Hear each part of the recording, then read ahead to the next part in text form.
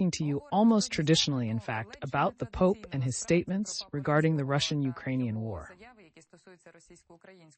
The Pontiff called Ukrainians and Russians cousins, that is, cousins. In your opinion, where did these propaganda theses come from in the mind of the Pontiff?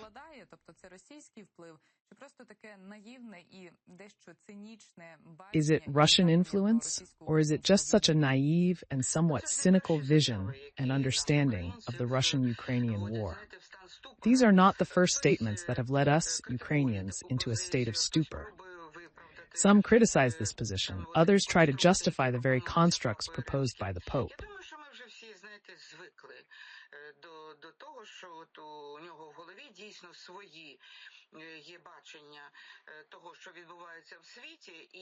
We are already used to the fact that he has his own vision of events in the world, and this statement was not news to us.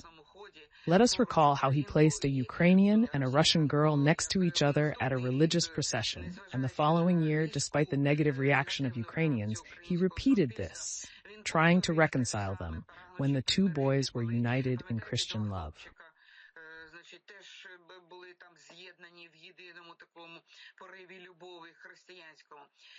Classically speaking, there is absolutely nothing in his statement that would deny Christianity as a certain system of dogmatic ideas and moral concepts, because Christianity proceeds from the fact that there is neither Ellen nor Judah. We are all truly brothers.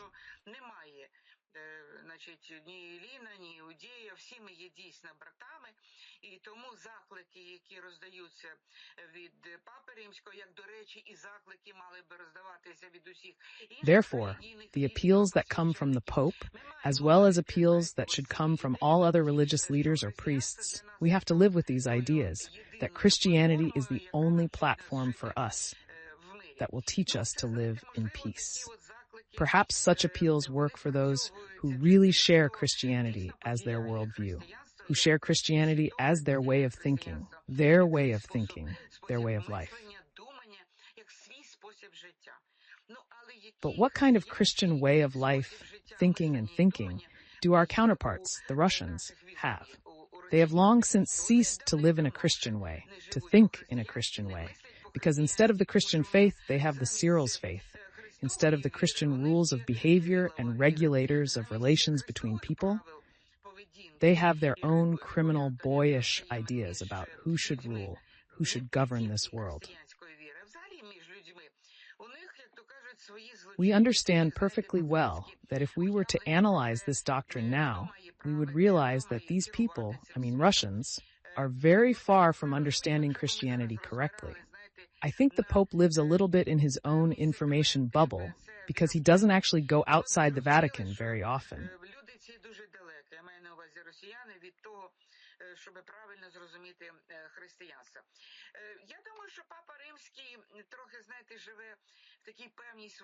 He gets information either from the media or from his advisors and those around him, but there are different people there, and you realize that he definitely doesn't watch Channel 24 with Sophia or read our news agencies.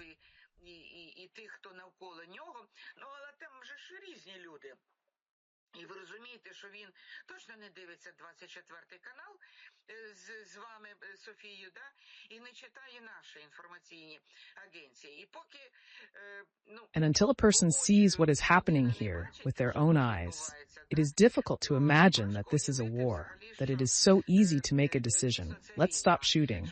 And thus the kingdom of God that Christians dream of will immediately appear when we will be in an embrace with lions and giraffes, and even more so, we will live in harmony, tranquility, and peace among ourselves.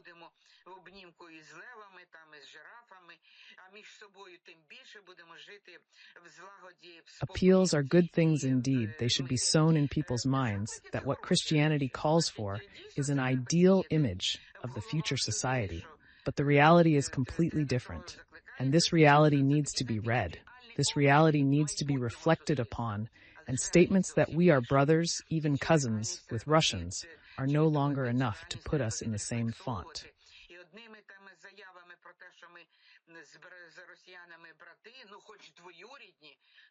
But I wonder how the Pope would comment on the relations between Romanians and Italians, whether they are also brothers and whether they are cousins.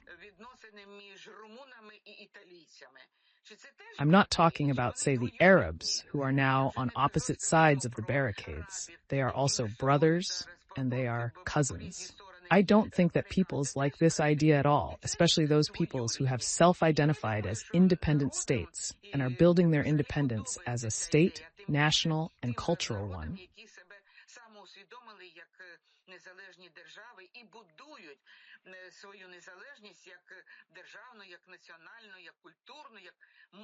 This is what we are doing now, especially since this period of struggle for our independence, is not 33 years or even 50 years, but hundreds of years, when Ukrainians have been fighting for their autonomy, their independence, and their autocephaly in church life.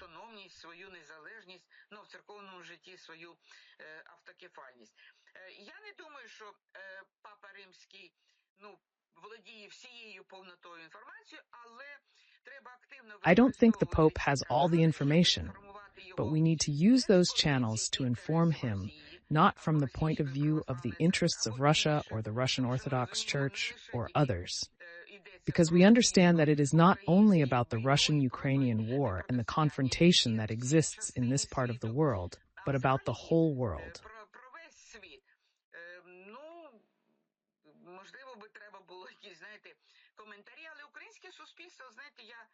Perhaps some comments would be necessary, but Ukrainian society, I just read the reaction to these words, even Roman Catholics and Greek Catholics, not to mention Orthodox, condemning the Pope for this interpretation of events, for this understanding. We can change, but very gradually and in small steps. He still has this matrix in his head that all Christians are brothers.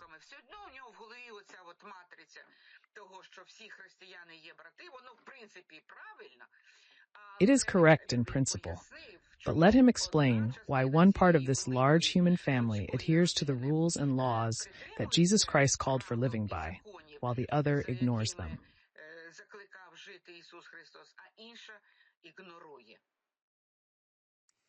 Ms. Lyudmila, can we talk about the potential positive impact on Francis, and what should these steps be?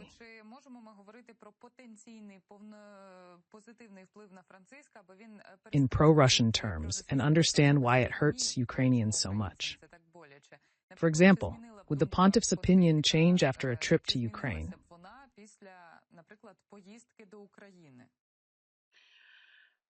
I think it would change in a radical way, because we see how the attitude of political leaders has changed after they visited Bucha-Irpin. It is clear that they will not visit Mariupol, and no one will send them to the front. They will not see the conditions in which this war is being waged. While you can hear as much as you want, but when you are in the midst of what is happening, it has a very, very significant impact.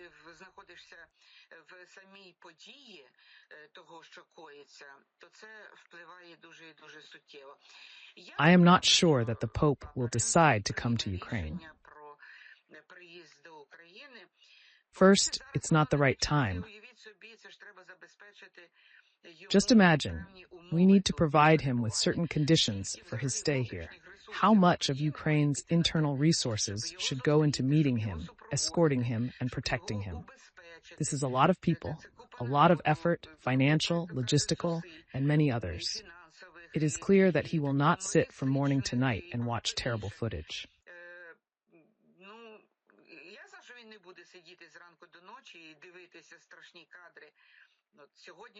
This morning, for Ukraine, although he may pay attention, the Church of St. Nicholas was also affected by this attack, and it is barely holding on, and then it was hit, literally 200 meters away. It is necessary to convey one's opinion. So I am in favor of Ukrainians breaking through to the Pope, despite the density of his schedule.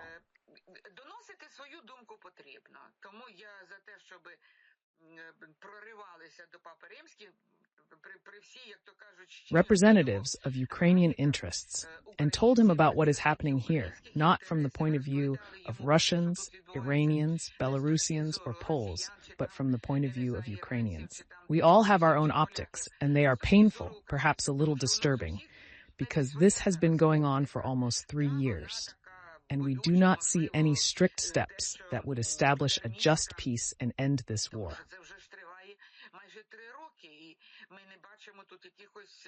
It was completely unprovoked.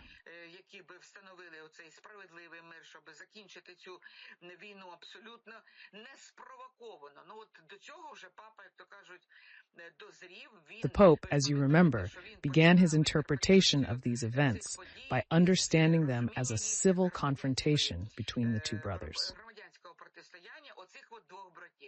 Now he understands that this is a war of aggression, that it is unprovoked aggression, and he is supporting the Ukrainian people as much as he can.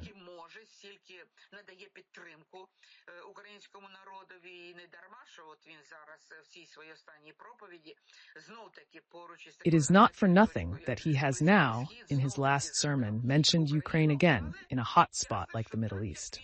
But it is clear that, as he sees this situation, he understands that what is happening is unnatural, abnormal, contrary to common sense, contrary to the calls that are made within Christianity.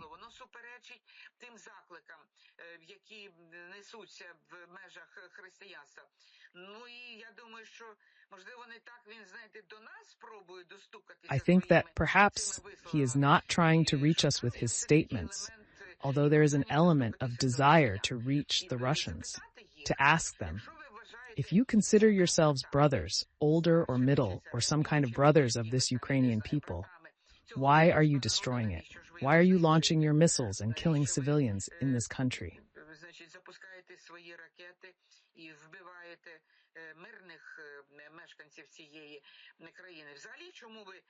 Why did you, the so-called brothers, invade the territory of a sovereign state that does not even historically belong to you? I don't know how much such appeals and thoughts of the Pope can affect the consciousness of today's Russian leaders and ordinary Russians, but perhaps someone will think about it. They were so proud, Russians were so proud that they were big brothers to Ukrainians.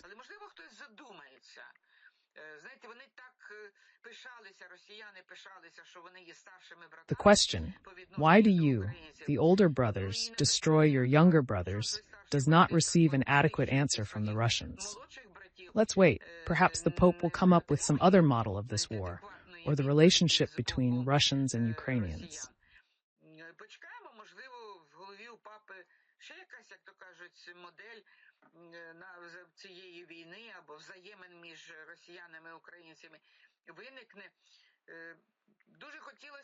I would very much like to see that even in this model that he proposes, that Russians are cousins. These cousins eventually realize that this is not how family members behave, that this is not how you split a family by destroying its members. Ms. Krylov, I would also like to talk about another important aspect. In your opinion, what is the impact of the following statements and actions related to the Russian-Ukrainian war